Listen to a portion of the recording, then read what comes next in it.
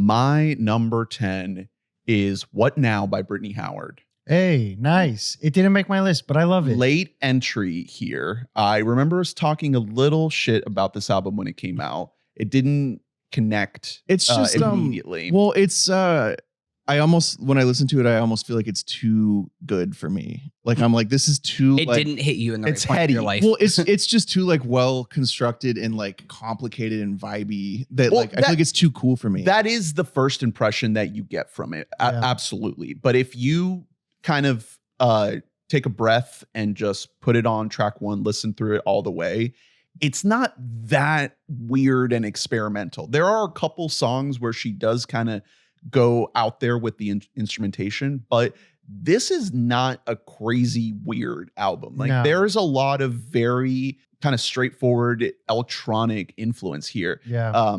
A couple songs like the title track, What Now? I couldn't put my finger on it, but it has a real heavy, almost like disclosure sound to the instrumentation.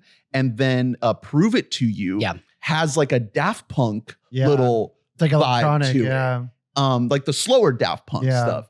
And maybe there are a couple skippable tracks in here. It's not a long album. It's like less than 40 minutes. And if you don't hit with every single track, maybe that's not like a home run. But there were a lot of moments listening to this thing that I was so surprised at how different it was from Jaime. And we loved Jaime. I think that was in my top 5 the year it came out. This one, didn't blow me away at first. And it took me kind of going back and sort of refinding it and coming at it from a different angle because it is very, very different from Jaime. She's trying a lot of different things here. Yeah. Jaime is it feels like a much more well-realized world. It's like a ballad almost. And this is more like rocky, like there's jazz, there's funk, there's like psychedelic stuff. Yeah. There's like really slow ballad stuff. Yeah. And then the electronic stuff as well. So it feels a lot like a transitionary album. Like the next one will probably be another home run. This one just feels like let's try a bunch of stuff. It's a classic like sophomore record from Brittany Howard. I loved my favorite song was Another Day. Like that song was, it just starts off so like with a little guitar, the guitar riff right at the beginning. Ugh. I really hope that you are right in that like this is a transitionary album for her because I need to go back and listen to this again. I know I didn't spend enough time with it, but this just didn't resonate with me the way that I wanted it to. It's still like definitely a very good album. Like the craft is very obviously there. You could say that for every Alabama Shakes and every Brittany Howard record, that like there is just a level of quality that is better than most things that you will listen to.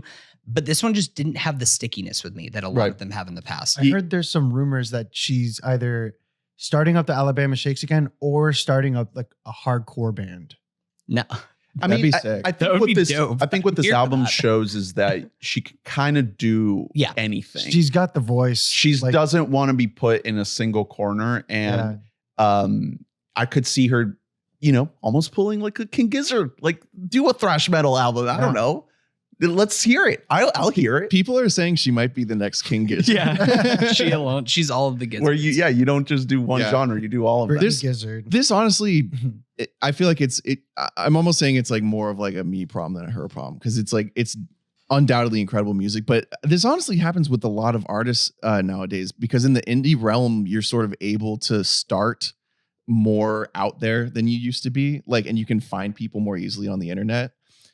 So a lot of these like acts, by the time they get to their second album, they're like way out there with it. They don't have to be catchy for you anymore. Like they can get straight to what they want to do as a musician. And sometimes it just leaves the area of like catching me, I guess. Artists and music move so fast these days. Like a lot of things that like they get their 10,000 hours in well before what you would traditionally expect from like an old school band, even like 10, 15 years ago. And there's just more access to like, to studio time and instruments and technology than there ever has been. So you can do almost anything now. So they do, and good on them. It almost didn't make my list. It was one of those that came in at the end cramming. And I think I put it on driving up to Tallahassee.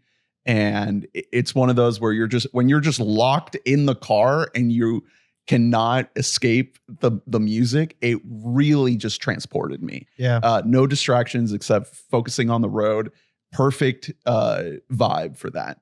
And quick shout out to the album cover. It's beautiful. It's beautiful. It's her like laying in a field, but it almost looks like a painting. Yeah. Yeah. Really, really nice. All right. That is What Now by Brittany Howard is my number 10. Drew, number 10.